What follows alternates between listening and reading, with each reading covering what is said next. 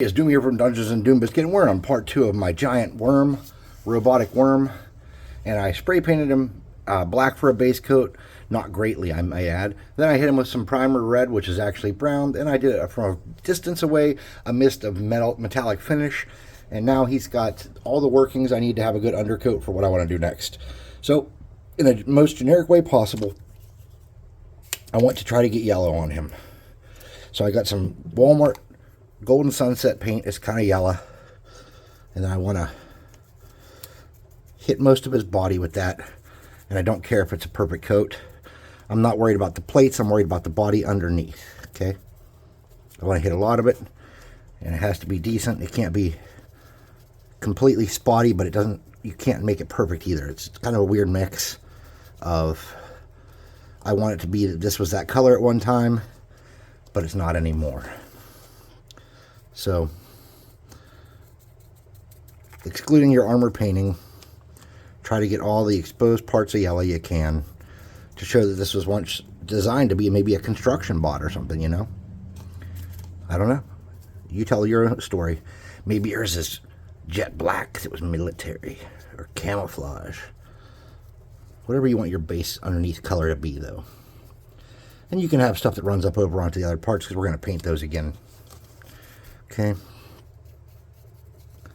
so get in there, fill in that base coat underneath the best you can.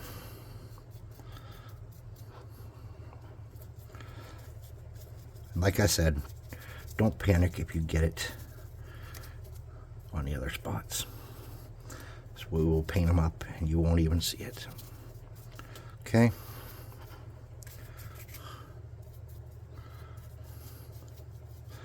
If there's some spots you don't feel like you got good enough, you can come back and hit them again, or you can just attribute it to being a missing paint job because it's, you know, hundreds of years old and been running around in the scrap heaps. You decide what's best for your craft. All right, I think I got the majority of that done in yellow, and it's clunky and bad. We're going to call that a win. I'm going to take that brush, I'm going to rinse it out.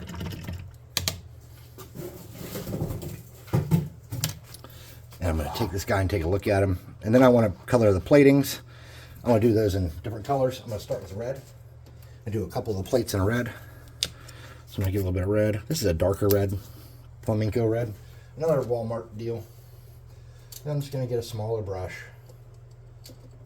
If I can find one. I have like a million brushes. I can never find a brush. Alright, so this brush is kind of squared off on the end, so this will be good for what I want. And I'm going to do some of these plates, and you want to start in the bottom part, do the lowest plates down that are closest to the base coat first. So that if you have to paint over them on the next coat up, you don't have to get back down in cracks, okay? And this doesn't have to be perfect, but you want it to kind of at least go to the edges and cover a lot of that yellow, so it looks like it's part of its intentional plate is not yellow kind of thing. And then if you get it on the next plate up, that's okay. We're going to come back and paint over those again. And not every plate's going to be red, so pick out the ones that are going to be your red.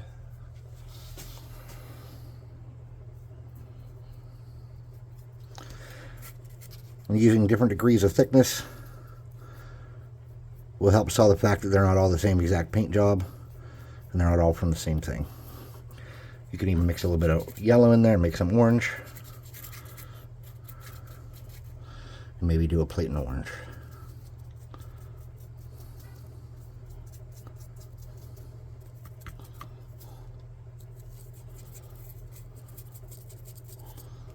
Something like that. Okay, so you just want some variation. I'm going to get some blue. I'm going to rinse my brush out a little bit. The sacrificial blue for today is this really wet mountain blue. It's probably not the best color to use for this because of that how wet it is, but we're going to use it anyways. We're going to hit all our plate up. We're going to get all our plate colored a different color than the base coat. You want to try to get it not on the base coat if you can help it. I'm going to mix that red in with that blue and make a purple. Do some purple on one of these panels. This one's hideous purple. Okay. Get it underneath there a little bit. I'm going to do this one Do another one. Well, I'm going to mix some yellow in with that. I'm going to make a green, a really hideous green. I'm going to do this plate in green. It's like an OD that I made. OD green olive drab. I'm going to hit this one up and make sure I get underneath here where I didn't paint real well and there's some white showing. Hit this one with some of this green.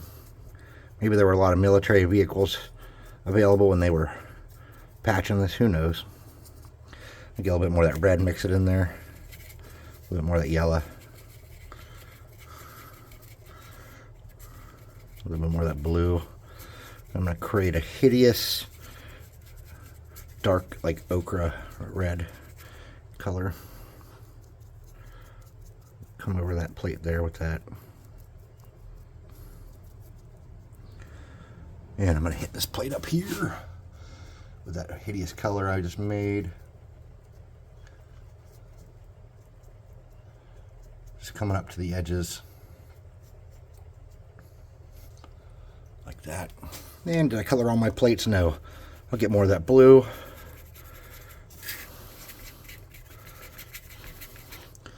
Make a new color for this. It's just a different blue. Steal some of that real wet there. Okay.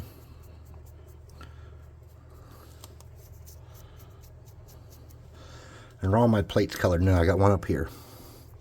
I'll use that same blue. It's real thin. There's not much of it left. I'll spread it around and see what color it makes. Okay, perfect. I think that's all our scrap pieces that are bolted to them to hold them down. Oh, wait, what's this here?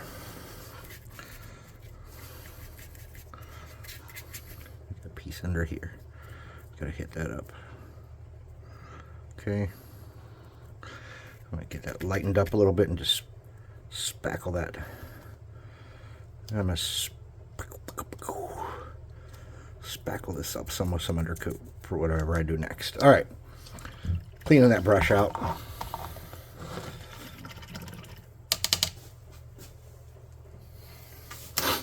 Now we want to get a reddish brown color, and if you happen to have it, it's perfect. I'm using this wet chocolate bar. I'm almost out of this. I have to get some more. Hopefully the next one's as wet as this one because it's been a benefit of it being wet. I spilled a bunch of it the other day making a video. Okay, so I'm going to get that. I'm going to get my softer brush here.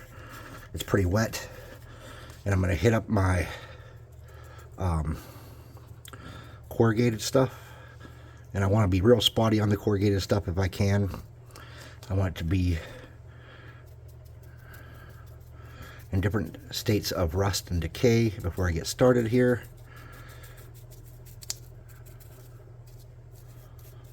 Just like that. Some more of that reddish brown.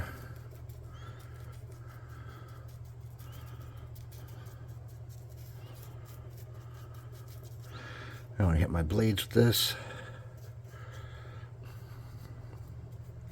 Get them close, but not all the way to the plates where they're welded. By welded, I mean hot glued.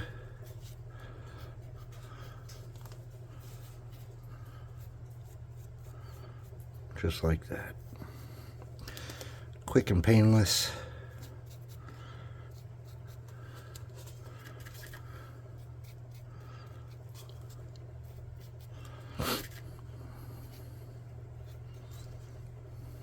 Okay, and then these sticks. You don't have to paint the whole stick perfectly, but try to hit those sticks and give them that kind of reddish brown undertone the best you can. Smaller brush would probably be better for this, but I'm just being lazy. Okay. Now we want to hit any of the kind of mechanical parts of him on the head here that we can. That seam piece there. And this doesn't, you don't want this to be perfect, but you don't want any of the yellow on there. So that's the main thing you're trying to do is get rid of some of that yellow that got up on there.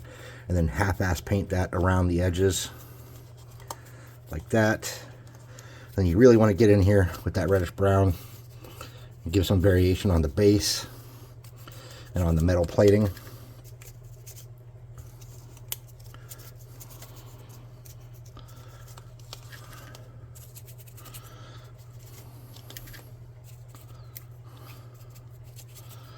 Of the rusty ground.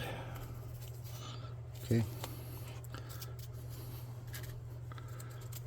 If you need a little bit more water to make that stretch out, go ahead and grab that. You do you.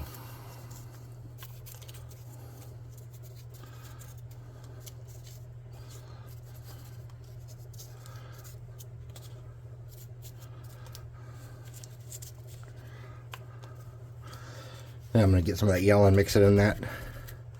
Some of that red again. I'm just making another color for some variation on my base. I'm going to get some water. And I'll come around and try to hit spots that are black. We'll leave a little bit of black shown here and there. Doesn't really matter too much. Then I'm going to come around and add some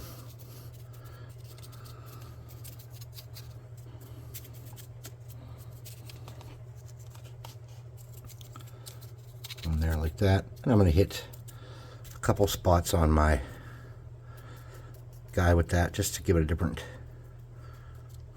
little look here and there. Different layers of decay.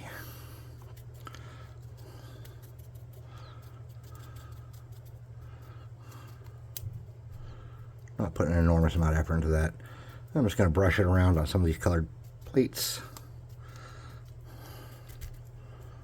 just to create a different kind of vibe. That shit is falling apart here vibe. The world is not doing well. They call it apocalypse, not a party lips. That's dumb. That didn't make sense. Don't you dare laugh at that. All right, so we're pretty much done with that. Let's get a new piece of cardboard. This one's getting kind of, well, fuck it. We'll use a new one. All right, new cardboard. Where am I spleen? I say new, it's actually old. Old cardboard. I'm going to get a soft makeup brush, kind of like the one I was just using. I'm going to get some metallic silver.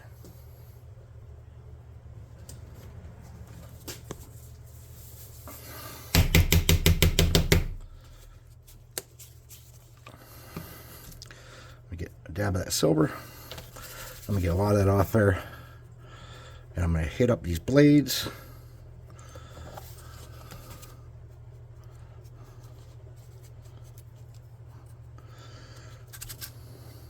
And at first I'm just doing a rough hit.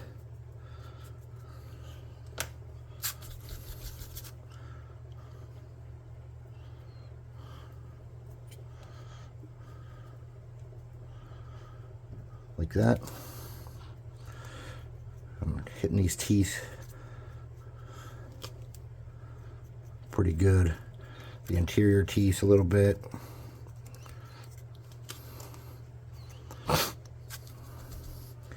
I'm going to hit some of these corners, hit my pipe pieces.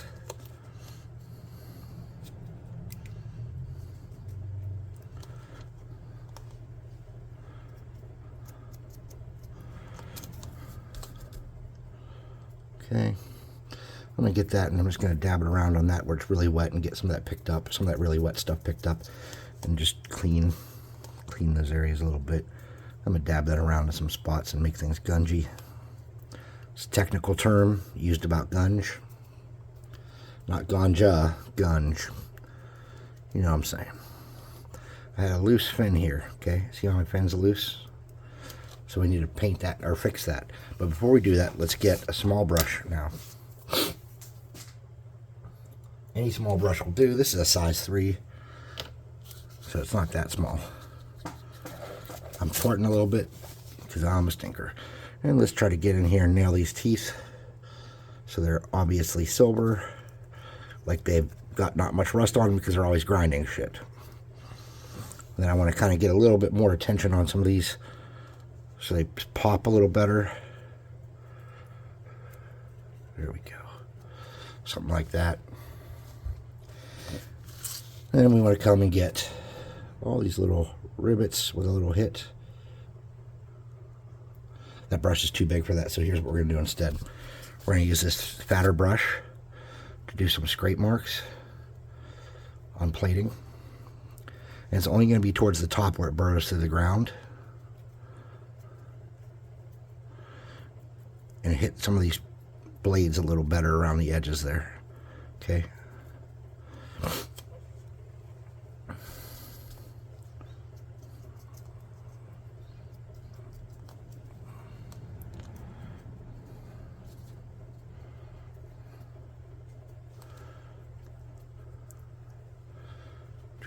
That's pretty good for that.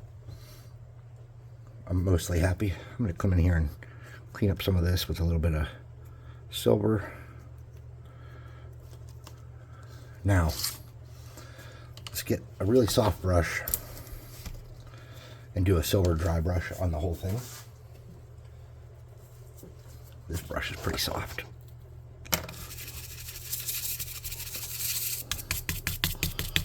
Okay.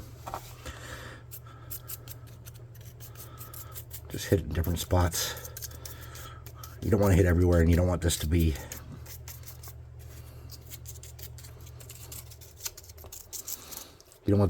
very good. You want this to be kind of sloppy.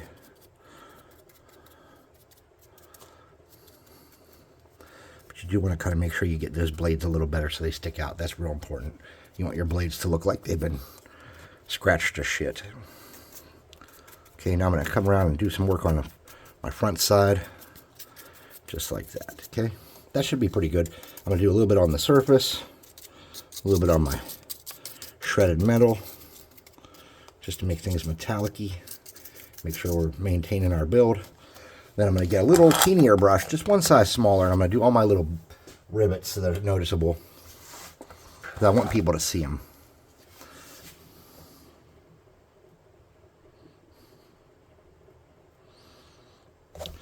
I'm not putting an enormous effort into doing them perfectly. I just want them to be seen.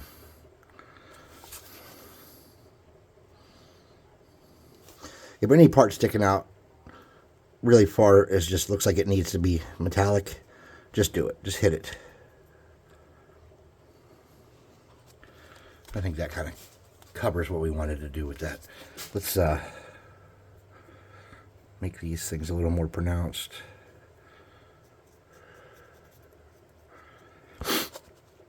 I cannot breathe again. I wouldn't watch my videos because all I ever do is snot and snort on you guys. Cool. That's pretty decent, isn't it? That'll do what we want. One last step. If you have metallic black, it's perfect for this. If you don't, get a little silver, get a little black, and water it down heavily. I'm going to use some metallic black here. And I'm going to create some oil stains on him. So I'm just getting my brush, some water, some of that black, and I'm just creating some oily puddles where I think they would, maybe he's leaking or he's got damage. Around repairs would be good. So if there's a plate there, have a little bit of oil coming out.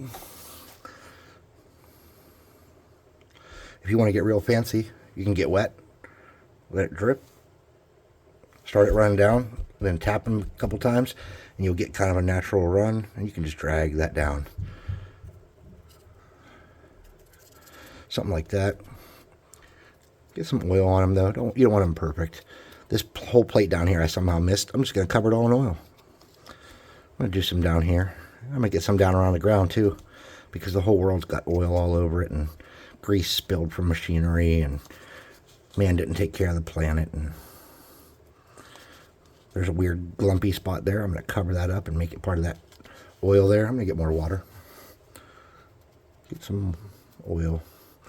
And the thinner you make it, the less prominent and pronounced it is. So you can just kind of water it down and make it real thin. I'm going to get a lot of that around his face. That's a lot of moving parts, so there's going to be a lot of shit leaking there. Get some more water so I can spread that evenly. Just like that, dudes. Dudettes. Everybody, whoever's watching, thanks for being here, by the way. Sick.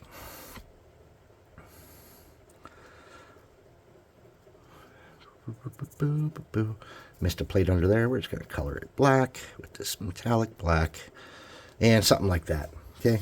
Now, before you finish this off, you'd want to dry it all the way. Maybe hit it with a dry brush of a light gray or something. But I'm not going to do that because we do this all live. None of this is, I record it, I post it, I don't edit it.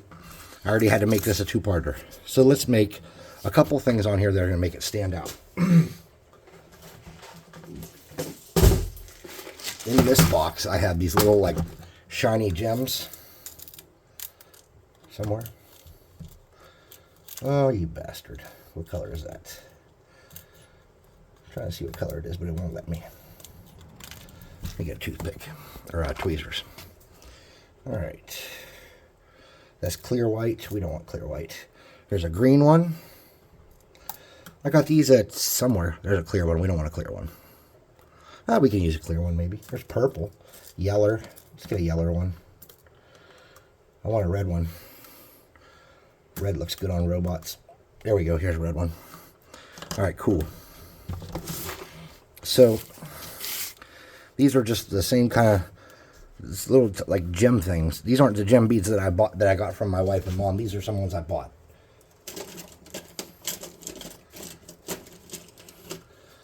Let's get a little super glue right there.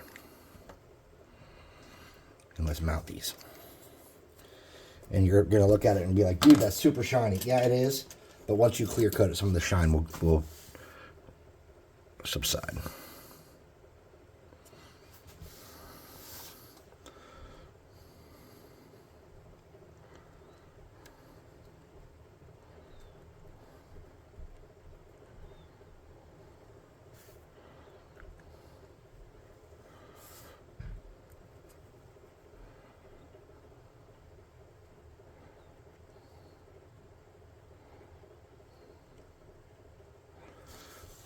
Something like that, maybe.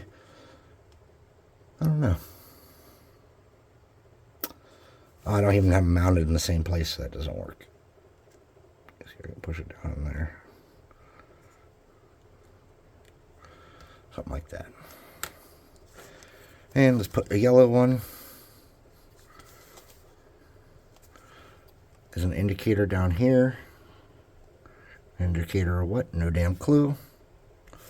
And we'll put this clear one up here on his back. And maybe you can make those part of the fight. Oh, you got to break these lenses so he can't detect you or something. I don't know. Who knows? I just make the shit. You guys run it. Okay, I run it anyways. You're right. Okay, so here's how you run this guy. Maybe you build a tail that comes out somewhere else, and everywhere in between them, they're under a constant tremor effect of some sort where they're unstable because the ground under them is shifting. Maybe you don't make a tail and you still simulate that in the battle. You decide by rolling a d12 which way his underside is, or maybe it doesn't move as his top side moves, whatever, and you have a rumble effect under them. That would make the fight different. So every turn they have to do a balance check or whatever check's appropriate for your system to make sure they don't spill from walking in this dude's madness, right? Every attack he has is either a slam, where he tries to smash you with his body, and you take slashing and bludgeoning damage, because if you look at him, he's covered in blades, or he tries to grapple you. His grapple is a bite, and it has a swallow hole action that deals, whatever, 44, 46, whatever you think is appropriate for your system, as you're being grinded up by the blades and fighting to stop them. If he does a critical hit, you lose a limb in his mouth, maybe. That'd be cool. So that's, and you can, with an easy awareness or spot, listen, whatever you use for, observation. Any kind of observation check is really easy once he's engaged you guys to find him. But before he comes, you should be like, you feel a rumble. And they do whatever they do. You feel a rumble. They're going to investigate. They're not going to find him without a natural 20. You feel a rumble. The ground starts to shake. You see metal spilling down piles of garbage along the side of the trail you're taking. Build it up. And then maybe don't fight him. Don't bring him out. Let it go. Then maybe a little bit later, they're walking out of a town or whatever in the wastelands, and you say you feel a rumble. And they're like, shit, there's something out here. And then there you go. You got it. It's an ancient construction bot that was programmed to burrow under the ground and get ores and metals or whatever it was supposed to. Maybe it was made to get fossils, and it's detecting your bone matter. Whatever it may be. This thing thinks you're supposed to be the target, and it comes after you. So I'm going to dry this thing off. I'm going to clear coat it. I'm going to take it upstairs. And on Friday, people are going to suffer my wrath. Or his wrath, her wrath, its wrath, the robot's wrath. So thanks for watching. Please like, subscribe, share, hit the notification bell icon. Leave a comment. And I'll see y'all next time. Don't do drugs, stay in school.